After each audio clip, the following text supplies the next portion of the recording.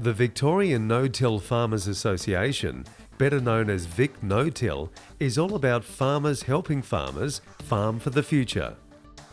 Minimum and no-till farming is a worldwide tried and tested method that focuses on minimal soil disturbance to achieve higher yields. And there's nothing more rewarding than being able to grow a profitable crop in what the old boys used to call a drought. Trying to grow the biggest, most amount of grain at the least amount of rain. Vic No-Till is a statewide organisation that brings together like-minded and progressive farmers, soil scientists, agronomists, agricultural students, chemical companies, natural resource agencies and machinery manufacturers.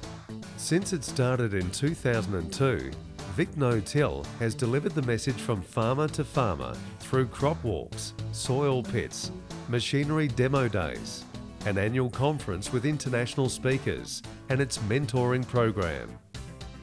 The mentoring program, supported by Wimmera Catchment Management Authority, is one of Vic No-Till's leading lights. We started our mentoring model back in 2009 when Wimmera Catchment Management Authority funded a small pilot group in the Wimmera, and it was just where we matched up an experienced no-till farmer in the area who'd been no-tilling for 15, 20 years and took on a group of 5 people for the year and met with them regularly and talked through any challenges that they had and essentially mentored them. G'day, I'm Jamie Jordan. So this is my 5th year home on the farm here now. Work with my father. So we grow a pretty wide rotation of cereals, oilseeds and pulses. So we have wheat, barley, canola, lentils and chickpeas. So I was able to rustle up a group of people similar to my age who all had a keen interest in no-till. It's easy, once you're in a close forum with sort of only 5 or 6 people, you're able to bounce ideas off each other and people are more open to talk. So I just thought, well, I'll give them a go. And we had our first meeting. We went to the disc seeder demo day at Longrenong through the Vic No-Till organisation. And yeah, well, there was a few there and that got them sort of thinking a bit. And then we had a catch-up tea where we all just sat around the table and talked out and fleshed out a few ideas, and we sort of put on the table what we really wanted to talk about, and then everyone just sort of, the discussion started rolling. And it's so simple. Farmers helping farmers. Farming for the future. So now in the Wimmera we have 5 mentor groups in the region, and so we successfully mentor 30 to 35 farmers on a yearly basis. Based on the success of this model in the Wimmera, we have extended this model right across the state. So now in Victoria we have 15 mentor groups, and of course this year we're looking to extend this model even further into the state. So we're hoping that this year we can turn 15 focus groups into 20 or 25 across the state. And I thought there was an opportunity there to actually encourage these guys and perhaps get them onto the track a little bit sooner than they may have by doing it on their own. Jeff's pretty proven. He's been in the area. He's one of the pioneers of no-till. Also, one of the first with GPS and inter-row sowing. And you know, he sits on the fence and watches to see what works. And when he discovers something works, he jumps on it pretty old balls in, more or less. You don't see too many bad crops in his paddocks, and he's a pretty good bloke to learn off. And he's pretty happy to share his knowledge.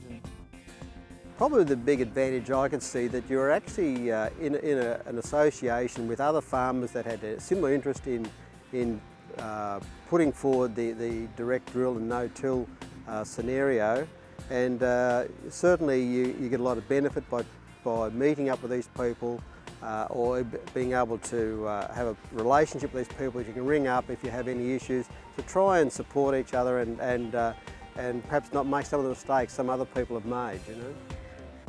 I think even talking over with these young guys what they're doing and what they want to do, it reinforces to myself what I'm doing, whether it's on the right track. So you reassess your own thing because you're put on the spot. But also you do get a certain amount of satisfaction out of seeing these guys having a go and perhaps adopting some of these things and really making a go of it, yeah. So our first session was in our, we grabbed a few chairs and sat in our grain shed. Pretty warm day, it was pretty hot, but we just sat in there with a round table discussion.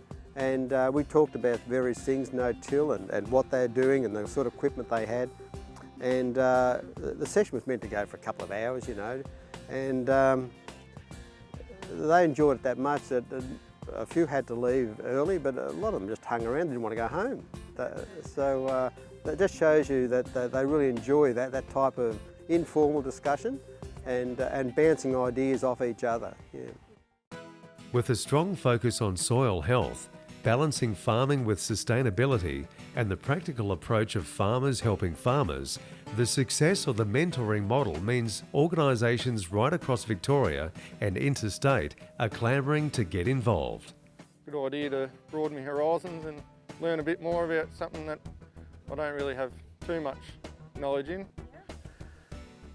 Yeah, just always wanting to learn more, really. Yeah, fine-tune the operation and yeah, be able to cope with dry conditions, and which seems to be happening, or more erratic conditions too. Sometimes we get huge rains, but not very often. But then it's too much. It's too much or too little. Yeah. We were forced into looking outside the fence because it was dry. We went through a 13-year dry period, and 3/4 of the way through realised we had to do something different. And Rob was there. He'd been forging a new system by himself and a few closer friends of his.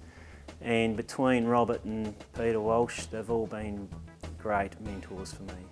No-till farming is a method that has taken off across Victoria since a group of progressive and like-minded farmers in the Wimmera started sharing positive results from no-till farms back in 2002. The changes have been massive.